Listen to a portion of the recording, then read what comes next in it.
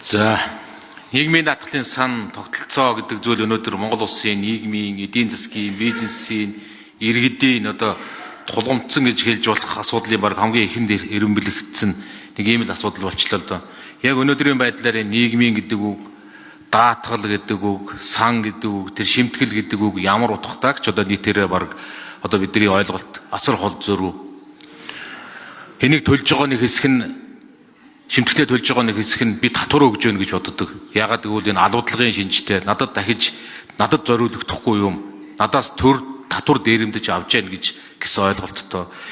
Энийг энэ шимтгэлээс буцааж өгөөж хүртэж байгаа нэг хэсэг нь энэ миний төлсөн юм биш. Энэ төр гэд нэг сайхан газараас надад хайр халамж, дэм тус өгж байгаа зүйлгээ бодчихсон. Уг зүүн энэ ирээдүйдээ хийж байгаа хөрөнгө оруулалт энэ сан гэдэг зүйл чинь мэрэгжлийн баг удирдаад хоригдлын сан бий болоод манайхаар бол үндэсний баялагын сан ирээдүйн өвсөн олон зүйлээр тэр менежмент олон зүйлүүд нь хийгдээд уг нь бол шал өөр зүйлийн тухай ёстой нэг шал өөр зүйлийн тухай яриа өнөөдөр одоо зүгээр ойлголтын зөрүү ингээд асар их хол болчихсон. Эцсийн дүндээ энэ утга учир агуулга гэдэг зүйл ингээд байхгүй болчихсон. Асар том шинжилэл хүлээж байгаа ийм л салбар энд байж идэг. Бид нар нэг юм байга байдлыг талдаа одоо өөр арга алга гэж хаацаалах бас биш л дээ. Тэгэхээр одоо яг энэний цаана энэний өрөөр одоо өнөөдөр яг юу болчиход байна гэдэг. Ер нь Монгол улсад өнөөдөр хөдөлмөрлсөн сайхан амьдрах ёстой гэдэг энэ үзэл санаа, энэ бодлого чиглэл өнөөдөр манад байхгүй болчихлоо. За яаж ийгээд тэр халамжаараа хөрхийг хүн амьдрахаар юм авахдахгүй байгаа л да. Тэгтэл хүн хөдөлмөрлөөд сайхан амьдрдаг гэдэг энэ философи үзэл санаа өнөөдөр манад байх.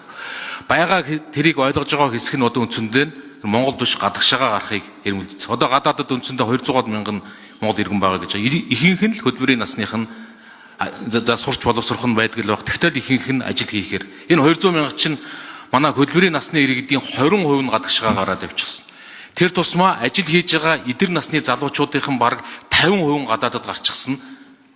Ийм л улс орн болчихлоо шүү дээ. Ийм л улс орн. Тэгэхээр энэ бол үнэхээр тийм нэг эмзэглэм. Тэгэхээр энэний цаана бид нар яалтчгүй хөдөлмөр хийж байгаа иргэнийг дэмждэг энэ бодлого чиглэл тогтолцоонд ач холбогдол өгөхгүйгээр бид нар яаж одоо цаашаа урагшлах юм бэ?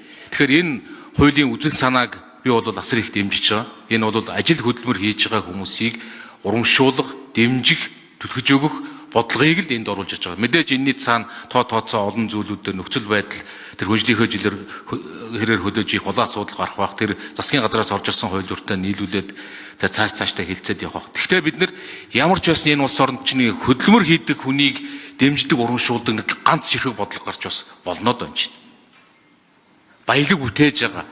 Тэр шимтгэл тэр сайн сайхан өгөөдөө болио л да. Зүгээр л энгийнээр хөдөлмөр хийсэн хүнээ бид нар яагаад дэмжиж болдгоо. Тэр чиглэлийн ганц хууль зүйл заалт энэ улс орноос чинь гарч болдгоо одоо ийм л байдаг. Улс төрийн зорилго яг үндэ нийгмийн даатгал гэдэг нийгмийн даатгалын сан гэдэг чинь улс төрийн зорилгоор л ашиглагддаг. Хоол хүнсний толгооноос эхлээд хэн дөхүү гэдэг нь дараагийн сонгуулийн саналтай холбоотой болчихсон нэг ийм утга учраа алдагдсан юм болоод хувирчлаа шүү дээ.